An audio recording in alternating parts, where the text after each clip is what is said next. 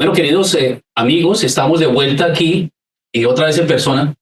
Este enero 23 del año 2025, del año 2025, preparando pues lo que viene para la Esquina Rota. Esta es la sexta edición de la Esquina Rota, sobremesa poética.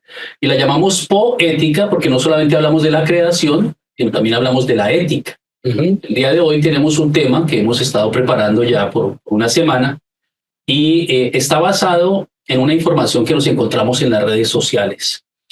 Sí, para los poetas que nos siguen, para las personas que nos siguen, nosotros estamos pendientes de sus redes sociales, de sus publicaciones. No solamente revisamos las revistas de poesía, sino que también revisamos las redes sociales de los poetas y los escritores que pues nos parecen relevantes. Y aquí comenzó esto con un comentario de Chiqui Vicioso, que el 14 de enero, Chiqui Vicioso es una escritora dominicana, ¿no, Irene? Sí, dominicana. Formó parte del primer grupo de escritoras dominicanas por allá por los 80. ¿Es de la generación del 80? Sí. Bueno, ella se llama Cherezada, Chiqui Vicioso, y nos dice en enero 14, dice, y no se inscriban en el llamado Congreso de Escritores Hispanoamericanos, el cual se declara anti-ideológico, pero expulsa a los y las que no reniegan de la política y la ideología. Dirigido por un salvadoreño que argumenta que a Monseñor Romero no lo mataron por optar por los pobres, se declara historiador y como tal no infectado por las ideas. Vaya, eso no impidió que una invitación mía a una misa por Monseñor se considerara una provocación y me expulsaran, aunque antes de expulsarme ya había decidido salir de ese enclave de marcianos. A mí lo que me llama la atención es que, o me gustaría, no que me llame la atención, pero en realidad me gustaría saber quién es ese salvadoreño que dirige este congreso. Y si hay un planteamiento oficial con respecto a la posición política o ideológica de los participantes, ¿no? Porque pues un congreso que limite la expresión libre es como extraño. ¿Cómo fueron seleccionados los miembros invitados a este congreso también? Entonces, sabe, realmente yo estuve buscando, no hemos podido encontrar el Congreso, si existe. Me hubiera encantado haber podido ver la versión de este escritor que se declara historiador, según Chiqui Vicioso, que organiza esto. Se dice que es de El Salvador, pero sí. Ninguno de nuestros amigos en El Salvador nos ha dado cuenta de esto. ¿Ustedes han recibido alguna noticia? Nada, no he visto en redes sociales de la gente de El Salvador. He estado pendiente a ver si recibimos, pero yo no he recibido nada en particular. Igual, independientemente del Congreso, independientemente de si aparece o no aparece una versión oficial, la pregunta es válida. ¿Existe una poesía anti-ideológica? Anti sería contra. A-ideológica sería no ideológica, o sea, sin ideología. Y bueno, pues abramos la mesa. ¿Ustedes qué piensan? Primero que todo habría que definir qué es qué significa ideología en este caso, ¿no? Si se puede, si coincide con lo político o coincide con otra cosa, ¿no? Y desde dónde podemos definir lo ideológico, ¿no? Yo pienso en Althusser, ¿no? Althusser que declara la ideología como todo este aparato que sostiene los lineamientos de la formación de los estados, ¿no? Entonces habría que ver si hay una coincidencia entre este tipo de estructura y la posición personal de un poeta con respecto a ella, ¿no? Sí, porque generalmente cuando escuchamos la palabra ideología, siempre uno tiende a pensar en lo político, pero existen ideologías en otros aspectos. Pues es muy difícil encontrar poetas que puedan considerarse completamente apolíticos, aunque algunos intentan mantenerse alejados de esas posturas políticas explícitas. Toda escritura, incluido el acto de hacer poesía, tiene algo de esa experiencia humana inmensamente en contexto social, cultural, histórico. Todo tiene lo que llamamos el hidden transcript. incorporado en nuestros escritos. Así que todo está atravesado por lo político. Bueno, regresando a lo que dijo Carlos y tratando de hilar los comentarios que ustedes han hecho, Mar e Irene, yo pienso en Raymond Williams, que en su libro famoso Keywords nos recuerda que es importante explicar de qué forma se están utilizando las palabras. ¿Sí? Y de idea viene pensamiento, ¿sí? Logía es una lógica de las ideas. Entonces, una ideología es un sistema de ideas que generalmente, diría Althusser, crea una matriz ideológica. Ahora, dice el mismo Raymond Williams que en cualquier momento existen tres tipos de ideologías, por lo menos tres tipos de ideologías en cualquier sociedad. Una que es la dominante, otra que puede ser residual y otra que es emergente. Las ideologías dominantes tienden a proyectarse como naturales. Entonces, cuando había la división del trabajo por géneros, por ejemplo. Pero ¿por qué, decía en la casa de mi abuela, por qué los niños no tienen que aprender a cocinar? Porque son hombres, decía mi abuela. Esa era su ideología, era su lógica. Ese era el deber ser. Obviamente eso ha cambiado. La matriz ideológica ha cambiado y hoy en día entendemos que no es así. Entonces la ideología es un sistema que va cambiando, es una lógica que va cambiando y las lógicas cambian con las épocas. Y créeme que todavía hay mamás, ¿sí? Y papás que dicen, hey, muchachito, no, a fregar no, a limpiar no. Eso lo hacen las niñas todavía en este tiempo, en el 2025. Ahorita el tema es álgido, ¿no? Porque las posiciones políticas polarizadas tienden a defender o a atacar esas cosas, ¿no? Por un lado tenemos toda la cultura woke que trató de deconstruir esos roles, y por otro lado tenemos el surgimiento de todos esos neofascismos que están tratando de reimponer aún más fuertemente los modelos antiguos, ¿no? Pero volviendo a lo de Mar, tú hablabas de que no se puede existir fuera de lo público. Y es que la polis es el espacio de lo público. Entonces, cualquier persona que escriba está, de hecho, en un acto político, en un acto ideológico. Las lenguas tienen sistemas de pensamiento. Pero incluso un tema como el amor, adentro del tema del amor, se puede leer desde una perspectiva política. Sin duda, porque es algo que está en el espacio público.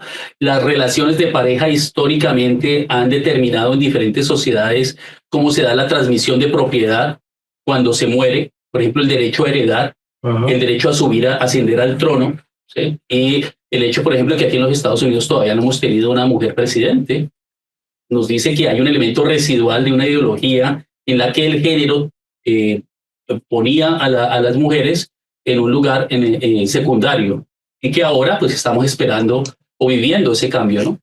Hay una cosa interesante, y es que la razón de ser del individuo se da dentro de esa ideología, y el escritor en este caso se ubica dentro de una parte de ese espectro, y desde ahí proyecta su visión de mundo, y eso justifica o confronta el mundo que está expresando. Entonces hay una posición política definitivamente, porque está planteando la justificación o la contradicción a las jerarquías de poder sociales en las que vive. Mario, tengo una pregunta para ti, Mar, porque tú y yo hemos tenido conversaciones estos días, pues no vamos a decir nombres para no incomodar a nadie, ¿sí? Pero hace unos días, cuando se dio la posesión del nuevo presidente de los Estados Unidos, apareció una persona que dice que se dedica a escribir poemas, que presenta unos textos como si los hubiera escrito esa persona, que se declara autora esta persona de esos poemas, que escribe un poema con un epígrafe de Donald Trump. ¿Sí? ¿Cuál es tu reacción cuando ves una cosa de esas, Mar? Bueno, fue realmente, primero porque muchos sabemos que aquí en Nueva York somos demócratas, ¿verdad?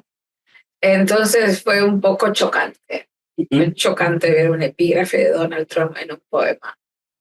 Y ahí está, por ejemplo, el hecho de poner un epígrafe de una persona que obviamente está en la política, Me hace pensar, Irene, cuando tú usas un epígrafe, ¿lo haces porque no te gusta el poeta, porque no te gusta el pensador, o es una forma, digamos, como de enaltecer a ese pensador?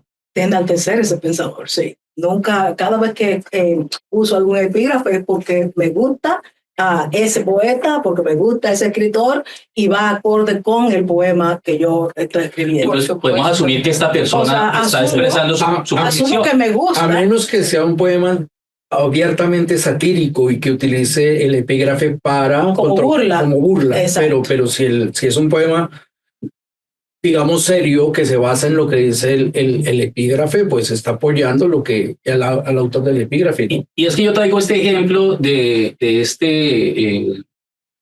este poema, que no es un poema afortunado, entre otras cosas. Sí, hay poemas que son afortunados y hay poemas que parecen hechos con inteligencia artificial. O sea, hay poemas que parecen mandados a hacer por máquinas. ¿Será? Este no es un poema afortunado, digamos, hay poemas más afortunados. Pero yo traigo este ejemplo porque creo que hay una distinción entre tener ideas y ser militante. O sea, utilizar la escritura como un acto de militancia, como un acto de movilización. Pero también hay una, en este caso hay una forma de transvestismo, porque se esconde detrás de la idea de poesía, ¿no? Aunque no sea el poema bien logrado, está tratando de decir, esto es un poema escrito para ser poema, no es un panfleto, no es un texto deliberadamente propagandístico tratando de enaltecer cierto tipo de lineamientos ideológicos, ¿no? Aquí se disfraza de poema y está tan disfrazado que no se sabe de dónde viene realmente. Bueno, Mar, ¿tú qué piensas? ¿Qué es un panfleto para ti, Mar? Bueno, algo que directamente involucra la política de manera directa, ¿no? Y después, cuando hablamos de poesía social, vamos a hablar quién es el máster de ese tipo de poesía, pues Roque Dalton, ¿verdad? Entonces, después de Roque Dalton, cuando uno lee este tipo de poesía social inyectada de política, pues se lee muy panfletaria, porque es tan directo que parece tomado de las noticias, ¿no? Que eso fue lo primero que me ocurrió a mí cuando iba a entrar al taller literario César Vallejo en la Universidad Autónoma de Santo Domingo. Me tuve una lectura y me dijeron, pero me parece muy panfletario todo esto que leíste. Entonces era porque hablaba de que yo iba a ametrallar a estas personas, a las Fuerzas Armadas, al presidente. Entonces me le llamaron panfletarios. Bueno, pero entonces cuando se dice que un texto es panfletario o es un panfleto, se está descalificando el texto, es decir, esto no es poesía, esto no es un poema, Claro, sí, esto no corresponde al estatuto de lo poético. Eso es más o menos lo que la gente dice cuando llama algo panfleto, panfletario.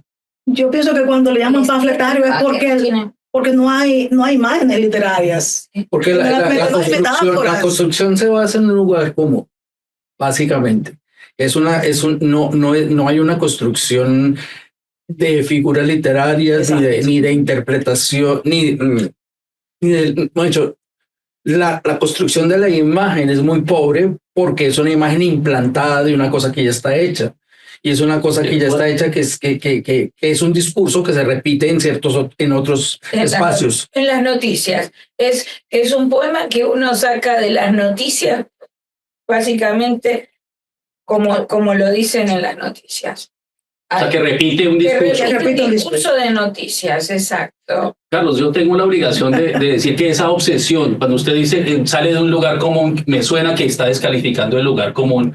Y resulta que eso tiene mucho que ver con la modernidad. Tenemos una obsesión con respecto a la autenticidad, a la originalidad, a la distinción, a la diferencia. Y entonces decimos, no, es que eso parece un lugar común, es decir, ya no como si eso no funcionara, pero eso no era así en tiempos de San Juan de la Cruz, profesor Velázquez. San Juan de la Cruz lo que hace es precisamente recopilar el cántico espiritual con puros lugares comunes de la época. Sí, pero la diferencia es que él utiliza esos lugares comunes para crear un significado trascendente. En la construcción barroca estamos utilizando el referente escondido. Y cuando yo hablo de lugares comunes, es un discurso plano con un unívoco que no tiene otra interpretación. Esa es la diferencia, ¿no? Porque, mire, puedo hablar de la poesía que hay en la música de plancha, por ejemplo, y ahí encontramos figuras literarias preciosas en lugares comunes, pero está puesta al servicio de una elaboración artística. El panfleto no le importa lo artístico, al panfleto le importa el mensaje directo, ¿ya? O sea, hay distintas connotaciones. Entonces podríamos decir que es el poema, ¿sí? Pero cuando estás tan lineal, tan nada de literatura, entonces... Sí, porque en la literatura popular se pueden usar los lugares comunes. De hecho, por ejemplo, el repentismo en las diferentes formas de poesía campesina está basado en los refranes. ¿En qué más lugar que un refrán? Pero si utilizo una serie de refranes para dar un significado más allá, estoy haciendo arte. No hay que más que leer. El ejemplo que les doy es el poema de Florentino y el Diablo de Venezuela. ¿Sí? Es que en el momento en que la estética se pierde en el poema, ya se convierte, ese mensaje se convierte en panfleto. Murió, sí. Ya, entonces entiendo que ustedes están leyendo la expresión panfleto, panfletario, como la instrumentalización de una tipología textual del verso, sin imágenes, pero a favor de una propaganda política, Claro. de forma explícita. Porque desde mi punto de vista no existe texto fuera de la ideología. El tal congreso ideológico o anti-ideológico es un esperpento, sería un esperpento. Sería un congreso de escritores sin ideas. Claro. No hay pienso ni luego existo ahí, es directamente. Para escritores en No coma. existo, ¿no? ¿Sí? O sea, sin lógica. No pienso. ¿Sí? Sin ideas y sin lógica. O sea, escritores en qué, en estado vegetativo. ¿Qué? Pero yo creo que la idea yo creo que la palabra ideología en esta queja de la compañera poeta se refiere más a la cuestión política que otra cosa, ¿no? Eso lo que me suena es precisamente a que lo que les gusta es la ideología dominante de algún lugar y están buscando congraciarse con algún político de turno, generalmente absolutista, independientemente del espectro ideológico. En El Salvador, por ejemplo. Hay diferentes ejemplos, por ejemplo, valga la redundancia, por ejemplo, yo vi hace unos meses a alguien que sacó un libro de poemas con una bandera de un país controversial que estaba atacando a otra gente. Y eso también es una postura ideológica y una postura política, ¿no? Claro, hay una lógica en esas ideas. Entonces, ¿qué uno está diciendo? ¿Por qué tiene que publicar una antología con la bandera de un país? De un país que está en el centro de la controversia política en este momento. ¿Está sacando algún tipo de ganancia con esto? ¿Está recibiendo réditos por esto? ¿Por qué lo hace? ¿Será lo suficientemente ingenuo como para no darse cuenta que utilizar ese símbolo conlleva a pensar de que esa identificación lo linda con ese tipo de... Buena pregunta. ¿Ustedes creen que existen poetas que son ingenuos políticamente? O sea, que no saben en qué andan, con quién andan, por quién votan, no saben, no tienen ninguna posición. Mira, el otro día me llegó una portada de un libro y que yo no lo voy a aceptar como editora, no voy a aceptar este símbolo comunista como una portada de libro. Entonces me mandan esta portada con este símbolo comunista, con un símbolo comunista, y dije, no, que busquen otra obra de arte porque yo no voy a poner en el ¿No te gusta ¿Y por qué no, Marisa? No, pues no, mi editorial no quiero que esté esa portada en mi editorial. O sea, dentro de tu editorial, tú tienes como parte de tu política editorial que hay ciertos símbolos que tú no incluías ahí. Que no los quiero. Eso quiere decir que en tu lógica de ideas, por ejemplo, en los valores, eso no empata. Y habrá otros que sí, que lo celebran. Para otros sí, pero si lo quiere publicar con otra editorial, perfecto, en la mía no. Claro, y ojalá que encuentre otra editorial, porque nosotros aquí en la esquina rota no queremos que haya menos lectores, sino más lectores. Sí, lo que pasa es que no aceptamos que nos vengan a imponer lo que pensar. Sí, claro. Pero, por ejemplo, cuando uno escribe cuando se están dando tantas cosas en el mundo, las guerras, los cambios, y una persona no escribe un poema, no escribe un libro dedicado a esas guerras, dedicado a todos los genocidios que están ocurriendo. Entonces, muchas veces se piensa que a uno no le interesa, que uno debe tener ese compromiso de escribir sobre eso. Pero ustedes como poetas, ¿sí? Creen que hay que escribir sobre, debe haber un poema, debe haber un libro dedicado solamente a esos temas de genocidios, de los cambios en las ideologías. Esa es una pregunta muy interesante. O sea, si yo no escribo un poema, si yo no escribo un libro sobre Gaza, si yo no escribo un libro sobre Ucrania, Rusia, si yo no escribo algo sobre lo que está aquí en los Estados Unidos, entonces a mí no me interesa porque no escribo, no me duele. Bueno, primero que todo, okay, gracias, Irene, pero primero que todo yo pienso que hay más escritores que yo en el mundo. Hay más personas y además mucha gente que lo hace mucho mejor que yo. Y tampoco creo que sea mi obligación pronunciarme sobre cada cosa que suceda. Eso no quiere decir que yo no tenga valores. Tampoco pienso ni acepto que me vengan a imponer aquí temas. Dicho eso, te confieso que el genocidio de Gaza, he estado escribiendo reseñas recientes y he estado escribiendo introducciones para libros que tratan el tema. La situación el conflicto entre el Estado de Israel, es el Estado, ¿no? El Estado no es el pueblo, es el Estado. Digamos, hay un aparato represivo de un Estado que se está enfrentando no solamente a una parte de un pueblo, sino al pueblo en general. ¿Sí? En ese caso, en el otro lado, no hay una individualización, sino una multiplicación. Pues eso es lo que leo yo en los libros que estoy reseñando. Te digo que a mí esa situación me ha dejado sin palabras. No puedo encontrar o no he podido encontrar una forma de expresarme frente a esto. Han logrado lo imposible. Han logrado que Carlos Aguasaco se calle. Es tan atroz esta situación que yo me he encontrado que cualquier expresión que haga, aparte de la solidaridad normal que uno tiene de expresarla en los espacios en los que puede hacerlo, no he tenido capacidad de pronunciar. Pero le agradezco a las personas que sí lo han hecho. Marta, ¿cómo estás con ese tema?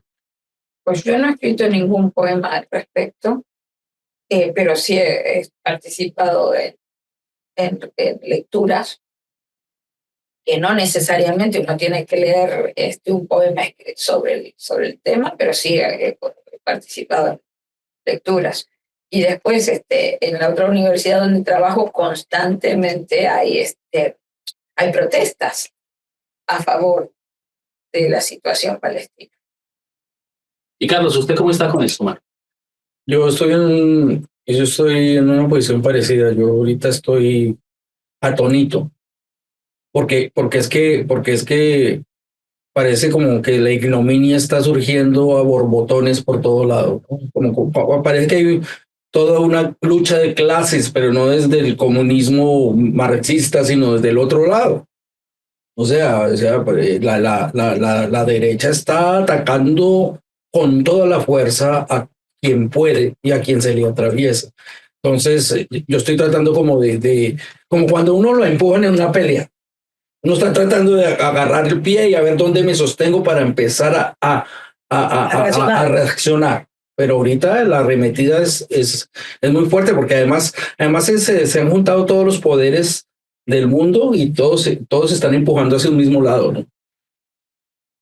Bueno, pues aquí yo quiero tomar un momento para compartirles algo. Quiero compartirles una imagen de una campaña que me ha tocado mucho el corazón. Es del Festival de Poesía de Puerto Rico. ¿Sí?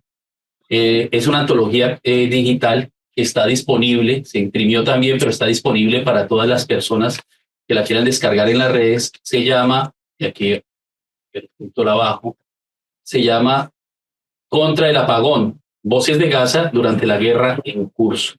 Y en esta antología lo que hay es una serie de poemas escritos por poetas palestinos. Uh-huh. Escritos además por poetas que han muerto.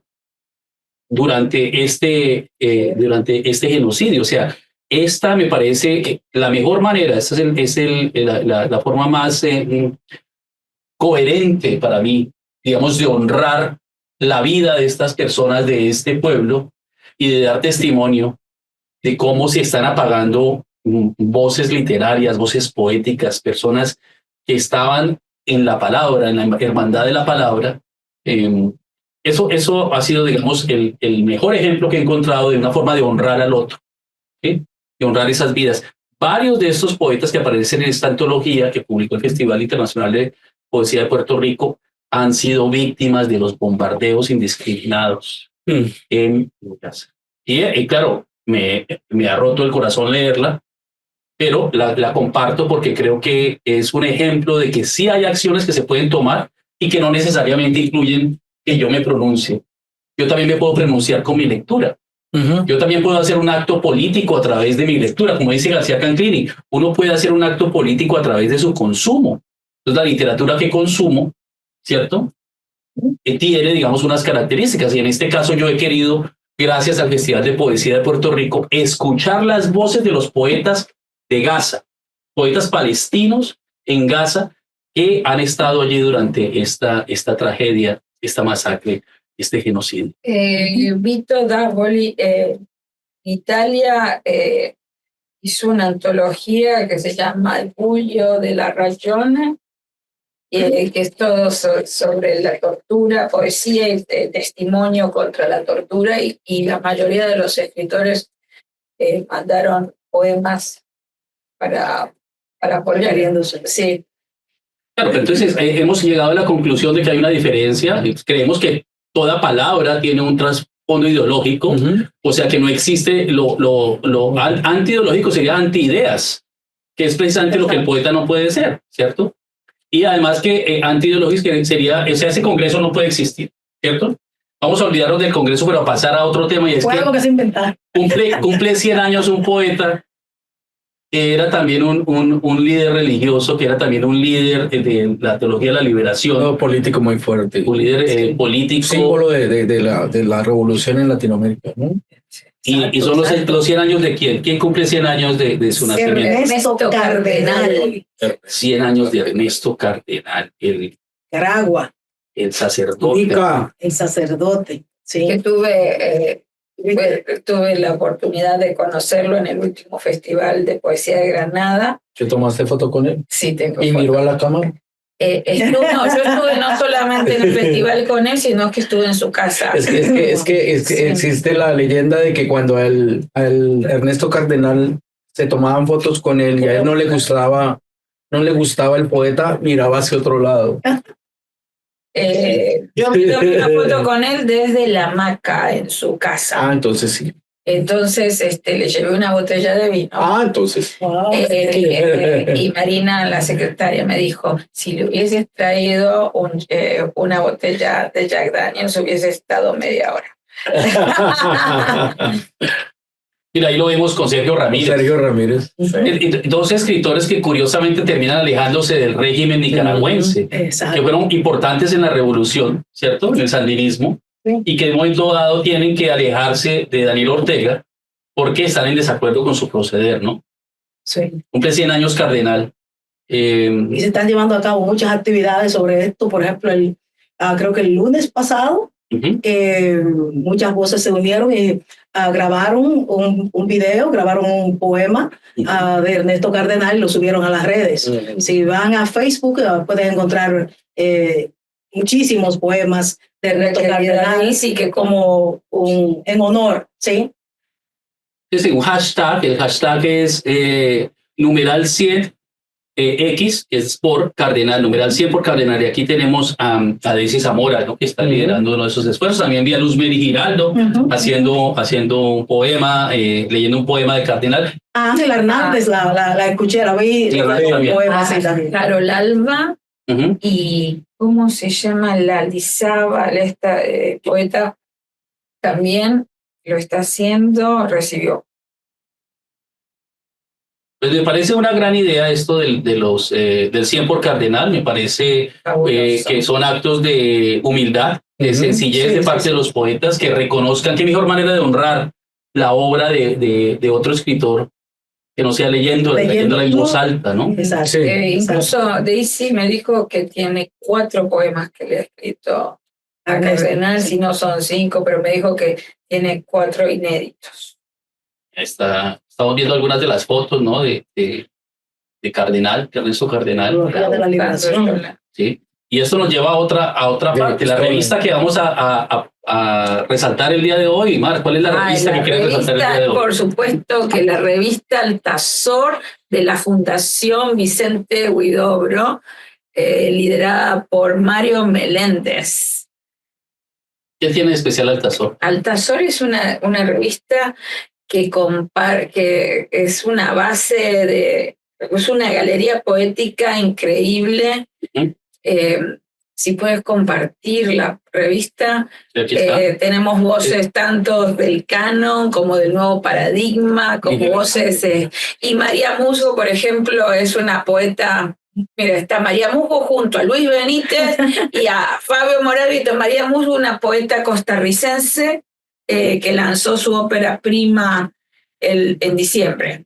Bueno, y aquí está el Cardenal. Junto a Ernesto Cardenal. O sea, ellos tienen estas voces tanto del canon como puente entre el canon y el nuevo paradigma, y es increíble el trabajo que hacen. Todos los días hay algo nuevo en Cardenal. Mario Meléndez trabaja con un equipo increíble de personas que colaboran, colaboran con él en la revista, como Javier Alvarado, que trabaja con todo lo que es poesía canon. Así que los invito a ver a María Musgo, que es una excelente poeta. Miren, Adriana Hoyos, que... Sí, la querida Adriana Hoyos. Sí, miren que... Eric Giraldo. O sea, todos los días, y ahí nuestra querida Graciela. Estuvo por acá en Nueva York, en nuestro festival, el año pasado. Justo hoy estamos hablando de Estamos mencionando Óscar Oliva. Óscar Oliva está ahí también, sí. mira. Vamos a ver. Es una... Carolina Zamudio, que ha estado por acá también en el festival. Participó 2 veces en el Festival de las Américas. Sí, por cierto, está con un nuevo libro, así que por favor, háganle clic. Es un libro maravilloso. Por favor, léanla. Está Carolina Zamudio, que es una poeta que es muy querida en todo el continente. Organiza su encuentro Los Esteros, tiene la revista Los Esteros. Que podríamos mostrar la revista también. Algún día le hacíamos la promoción de Los Esteros. Hacemos la promoción de Esteros. Pero no,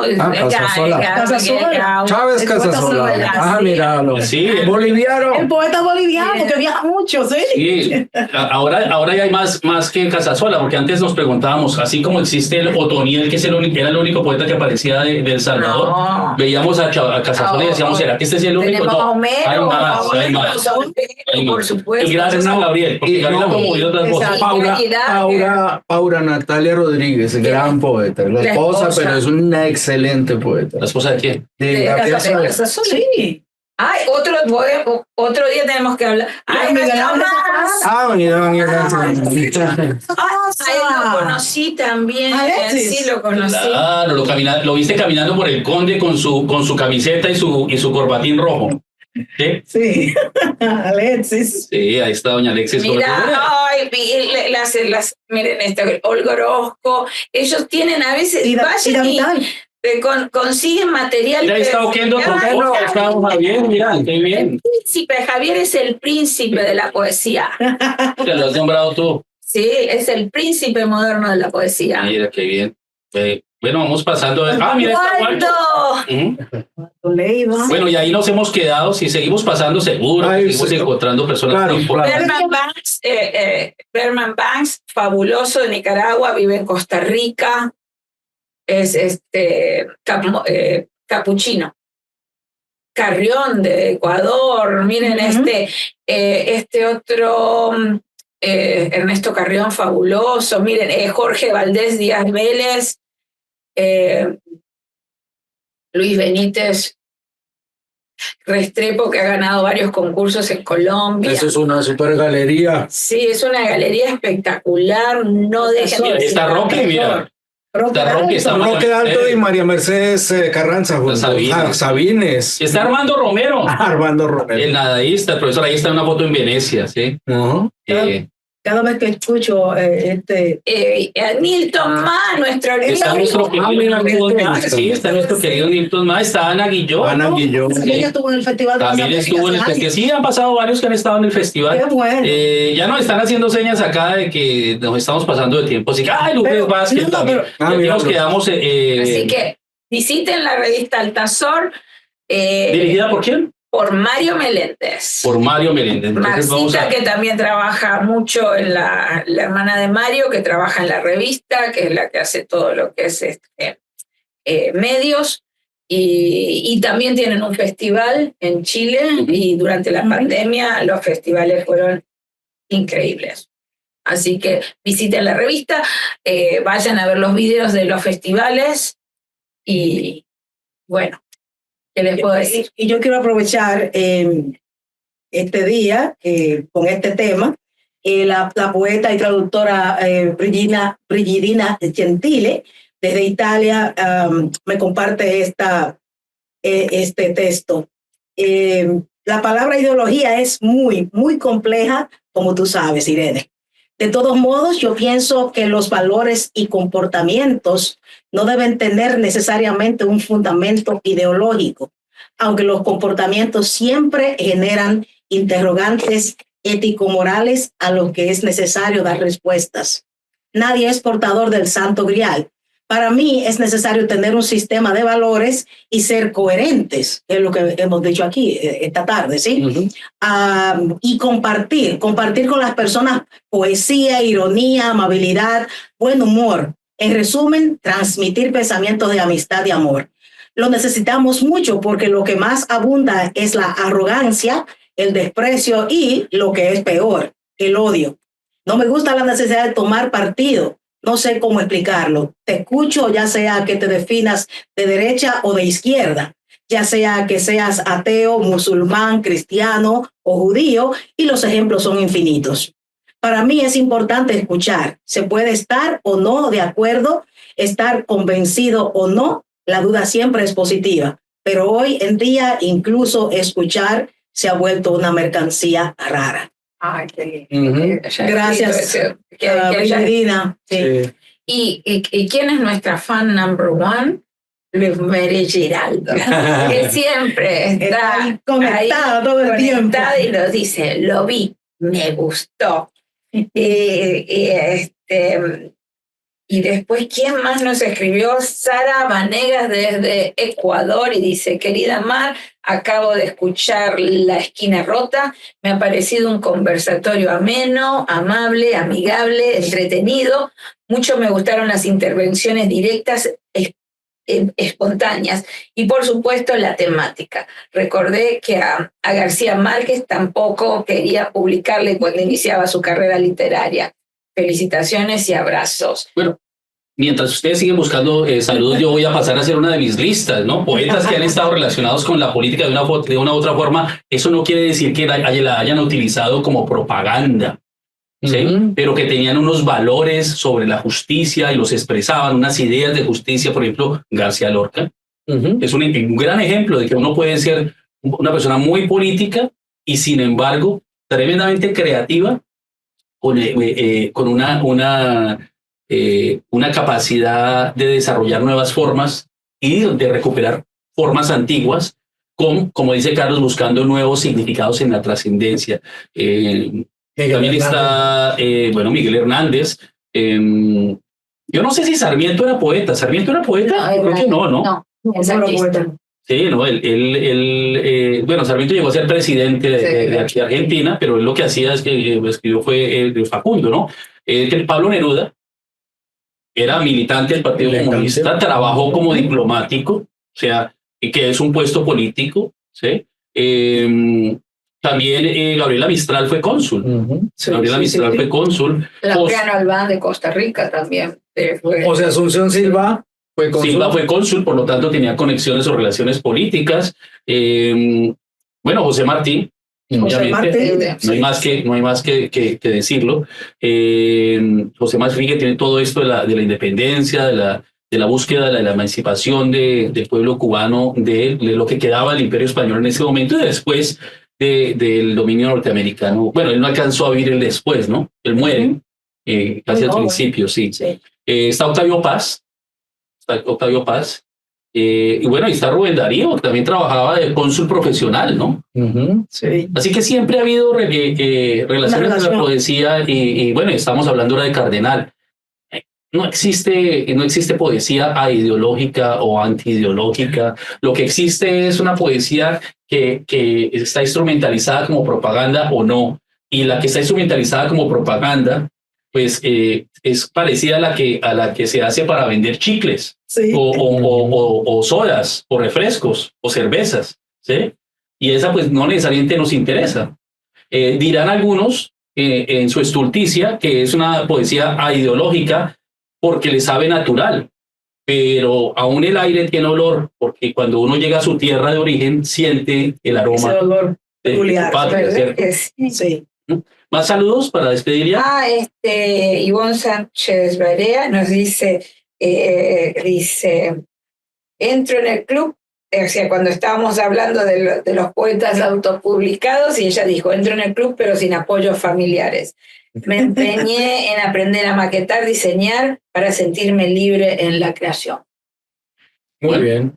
Juan Matos también desde Massachusetts me llamó por teléfono, no me escribió nada, pero llamó para felicitar el programa y que le gusta mucho y me dio posibles temas. Posibles temas para el futuro de la isla. Y me encantó este mensaje amo este programa, gracias por compartir. Es de Andrés Briceño, de Movimiento Ergo. Bueno, otra persona que siempre mencionamos acá, Jorge Luis Borges. Siempre, durante mucho tiempo se hablaba de que a Borges no le dieron el premio Nobel por su posición política, y entonces habrá alguno que diga que no, pero hay registros de que él trabajó en la organización de mítines para promover la reelección de Hipólito Yrigoyen. Y él era ay, se me fue la palabra. Peronista. Ya. Abiertamente antiperonista. Sí. Ahora, no es lo esencial de la obra de Borges. No, por supuesto. Porque sabemos que Borges ha inventado la literatura conceptual, ¿sí? Así como Cervantes inventa la ficción moderna, Borges de alguna forma es el gran fundador de la literatura conceptual. Y pues eso le da su lugar en la historia literaria, pero también aceptemos que incluso Jorge Luis Borges tenía una posición política, ¿sí? Incluso malos poetas como Rafael Núñez. Rafael Núñez es quien escribió los versos del himno nacional de Colombia. Entonces, yo voy a hacer una campaña a ver si algún día podemos cambiar eso. El resto de los mensajes, no, lindo. Pero hay algo que esta semana me llamó la atención en Facebook, y ahora que vimos a María Musguay. ¿Se acuerdan cuando los escritores se mandaban cartas corresponsales? Bueno, María Musgo empieza esta serie de correspondencias con el poeta John Salas por Facebook. Entonces, queridísimo John, he leído un libro que creo que podría interesarte. John le contesta con otro mensaje. Una correspondencia abierta. Abierta, sí, esto me parece increíble. Y son poetas jóvenes, ambos son poetas. Bueno, pues me parece que debemos hacer me encantó eso. ¿Cómo se le llamaría eso? ¿Epistolar WhatsApp? Epistolar Facebook. Un episodio rota con este tema porque dicen que me encantó sé de algunos poetas así que han mantenido correspondencia con otras poetas y otros poetas y será interesante. Bueno, vamos a pasar entonces ya a despedirnos, a anunciar el tema de la semana entrante. El tema de la semana entrante, que está muy cerca de los poetas y la política, y es ¿qué hacer con esos seres que utilizan la poesía como un escudo para destilar veneno, para destilar odio, Hablamos de esas personas porque las hay, que se dedican a gastar energía. Pero yo no me he dado ¿Sí? cuenta. No, nunca has visto, No. nunca has visto ninguno. Ya veremos. Ya veremos. La semana entrada, ¿sí? Elegida de Quevedo. No, pero es que Quevedo y Góngora tenían alguna dignidad. Es que hay unos seres indignos y la pregunta es cómo reaccionar, ¿no?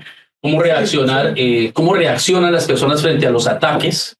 Que por ejemplo, ahora que estábamos mencionando este tema de las personas que enaltecen ciertas figuras políticas en lo que dicen son poemas, yo me pregunto cómo pueden esas personas con la misma cara presentarse en espacios donde hay personas que son víctimas de la ideología que ellos defienden, ¿sí? Las personas que hacen estos comentarios negativos, destructivos en las redes sociales, en las revistas digitales, es importante que le demos la cara. ¿Cómo los vamos a enfrentar a los bullies? A los troles. ¿Existen troles en poesía? ¿Existen bullies en poesía? ¿Troles? ¿Matones? Sí, existen. Entonces queremos en la esquina rota que nos comenten, bien sea en el canal de YouTube, bien sea en el Facebook, bien sea en la página web de Arte Poética Press / podcast, nos comenten, nos den ejemplos de personas que le han hecho bullying a otras personas, de escritores que han utilizado los medios para destruir a otros, ¿sí? O para eclipsar a otros. ¿Y cómo reaccionar? La pregunta es, ¿qué podemos hacer para no permitirle a los bullies determinar la agenda que nosotros tenemos en la poesía en lengua hispana? Tengo algunos ejemplos que presentaré la próxima semana. Sí, hay varios ponzoñas que todavía están por ahí. Nos vemos la semana entrante Ok. en la esquina rota. Bye bye. Buenas noches, buenas Chao. noches, gracias.